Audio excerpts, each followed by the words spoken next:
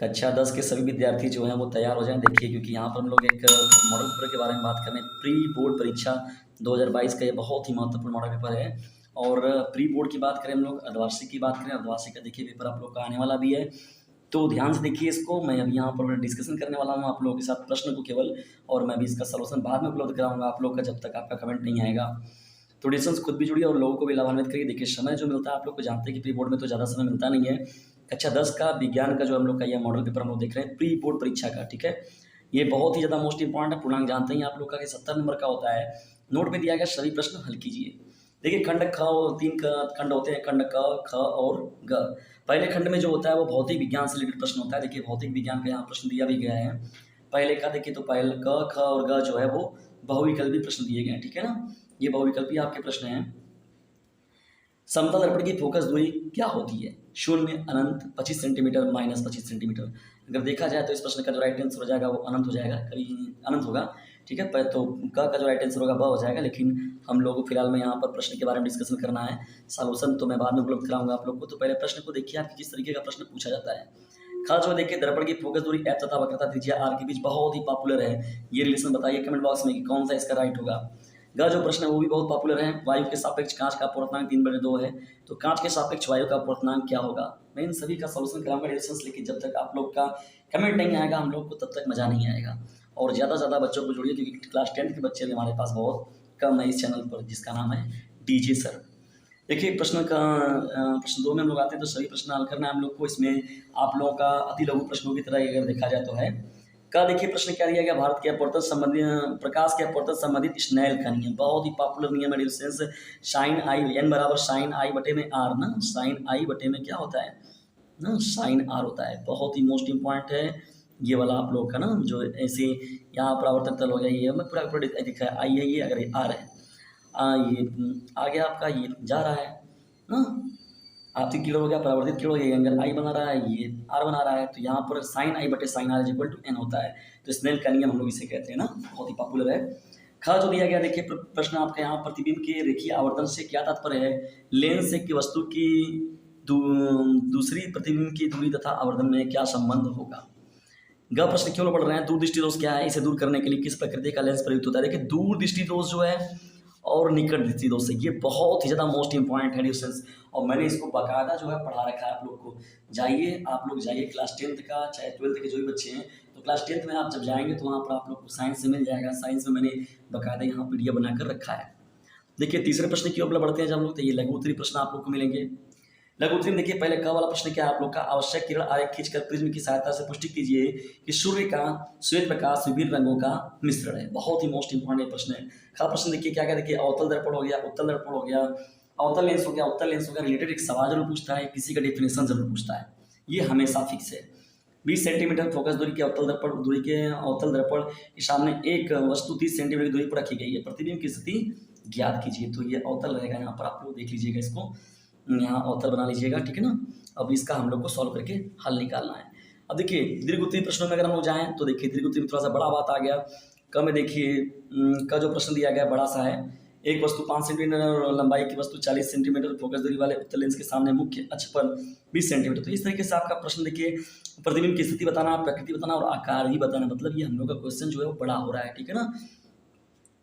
अगर ये आप नहीं कर पाते हैं तो ओम का परिपथीय नियम लिखिए। देखिए ये आप ये भी कर सकते हैं, बहुत ही पॉपुलर है। और ये प्री बोर्ड का आपका पेपर चल रहा है डिस्कशन से डिस्कशन। और याद रखिएगा द्विवार्षिक और प्री बोर्ड की बहुत ही इंपॉर्टेंट रहेगा ये जो प्रश्न पत्र मैं आप लोग को दिखा रहा हूँ। और आइए अब बढ़ते हैं सेकंड पार्ट की ओर हम लोग। यहाँ पर प्रश्न के खंड ख में देखिए यहाँ पर क्या है, रसायन विज्ञान की बात हो रही है। अब रसायन विज्ञान में देखिए इसमें भी मैंने पहले बताया क ख और ग के रूप में देखिए यहाँ पर ही बहुविकल्पी देखने को मिल रहे हैं। तो यहाँ पर क्यूप्रिक सल्फेट के विलयन में जब लोहे का टुकड़ा डालता है तो आयरन का कापर हटाकर फेरस सल्फेट बनाता है, यह अभिक्रिया क्या कहलाती है? देखिए रिएक्शंस प्रतिस्थापन कहलाता है, अपघटन योगात्मक वियोजन। देखिए ये जो होता है आप लोगों का वो प्रतिस्थापन कहलाता है, ठीक है ना। उसे हम लोग कहते हैं डिस्प्लेसमेंट रिएक्शन बोलते हैं। वो उसे क्या करता है, प्रतिस्थापित करता है ना।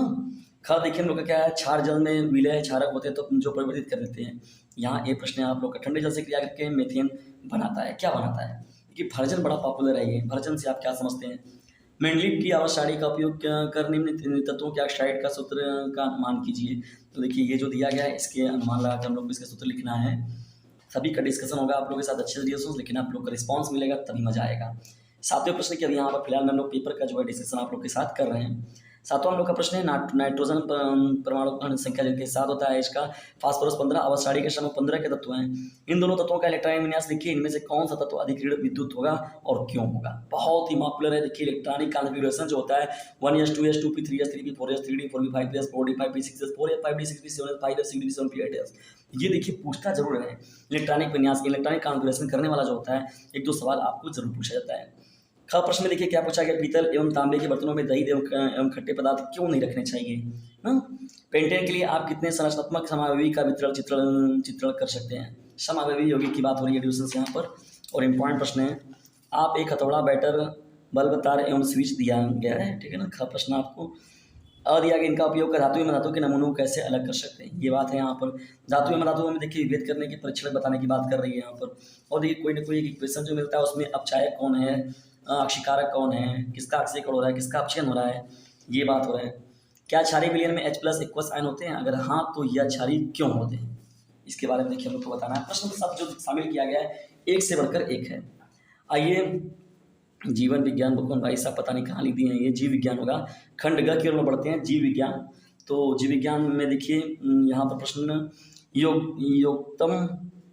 योग्यतम की जीव उत्तर जीविका सिद्धांत किसने दिया था। Charles Darwin, Lamarck, Herbert Spencer, Karl Marx ने। फेफड़ों में देखिए रुधिर शुद्ध होता है, किस अनिलिंद होता है, यकृत संश्लेषित करता है। सभी जो प्रश्न एक से बढ़कर एक है, आप याद रखिएगा। और सेशन में पूरा प्रश्न देखिए पहले, किस तरीके से प्रश्न आप लोग को देखने को मिलेंगे अर्धवार्षिक या तो प्री बोर्ड में आप लोग को, ठीक है ना डिस्टेंस। और यहीं से आप लोग का बोर्ड में भी देखने को जरूर मिलेगा। 10वें का देखिए ख का प्रश्न क्या है, जल संग्रहण से आप क्या समझते हैं। ख प्रश्न जो हम लोग आनुवंशिकता क्या है, इनके जनक कौन है। ग जो प्रश्न है प्रभावी तथा अप्रभावी लक्षण से क्या तात्पर्य है। 11वें प्रश्न की ओर बढ़ते हैं, वृक्क नलिका का देखिए चित्र तो कोई एक जरूर पूछता है, हृदय जो होता है, फेफड़ा होता है, इन दोनों को तो हमेशा लेकर चलना चाहिए क्योंकि ये दोनों में से जरूर पूछता है कोई ना कोई।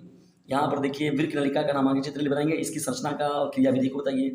धमनी और शिरा, धमनी और शिरा तो मोस्ट इंपॉर्टेंट प्रश्न है ये, इनका अंतर जो है कई बार एग्जामों में पूछा गया है। ख में देखिए दिया गया अथवा करके दिया रहता तो पहले डिस्टेंस चुनाव कर लिया करें, किसके बारे में आप बेहतर तरीके से जान रहे हैं तब उस प्रश्न को चुना करिए और उसे अच्छे से लिखा करिए। देखिए ख दिया गया और यहाँ पर अथवा दिया गया लैमार्क का उदाहरण से, तो देखिए इससे कहीं बेहतर आप लोग इस वाले को जो है अच्छे से लिख पाएंगे। तो चुनाव अच्छे से कर लिया करें, पहले ही देखिए हुआ मजा कि नहीं ये वाला बढ़िया लिख लेंगे, गड़बड़ लिख देंगे, गड़बड़ हो जाएगा आप लोग का पेपर। तो ऐसे बिल्कुल भी मत किया करिए। जब आप लोग को 15 मिनट मिलता है तो बाकायदा उसमें देख लीजिए किसके बारे में आप अच्छे से जान रहे हैं। स्त्री के जन्म अंगों का सचित्र वर्णन कीजिए, ये है आप लोग का अथवा में प्रश्न है आप लोग को। प्राकृतिक संसाधनों के प्रकारों का उल्लेख करते हुए इसके संरक्षण के विभिन्न उपायों का वर्णन कीजिए। तो इस तरीके से देखिए डिस्कशन आप लोग का जो होता है प्री बोर्ड की बात हो रही है, अर्धवार्षिक का जो पेपर है ये आप लोगों के एग्जाम में देखने को मिलेगा। और याद रखिएगा बहुत ही ज़्यादा मोस्ट इंपॉर्टेंट ये सभी प्रश्न एडिशंस, और यहाँ से प्रश्न देखने को आप लोगों को जरूर मिलेंगे। और ऐसे ही मोस्ट इंपॉर्टेंट प्रश्नों की सीरीज को, प्रश्नों के सेशन को पाने के लिए क्लास 10th के बच्चे हों चाहे 12th के बच्चे हों तो इस चैनल को ज्वाइन जरूर कर लें। और ये जो व्हाट्सएप नंबर मैंने आप लोग को दे रखा है 950 690 250, तो उससे खुद भी ज्वाइन होइए और लोगों को भी लाभान्वित करिए। डिस्क्रिप्शन बॉक्स में जाइए, वहाँ नंबर मिल जाएगा और जो चैनल के जो मोस्ट इंपॉर्टेंट लिंक है वो भी आप लोग को देखने को मिल जाएंगे। इसे याद रखिएगा, बस इस चैनल के हेल्प के रूप में आप लोग को एक काम करना है कि इसे शेयर जरूर करना है। Thanks for watching this video dear students, एक काम जरूर कीजिएगा, इसे शेयर जरूर करना है आप लोग।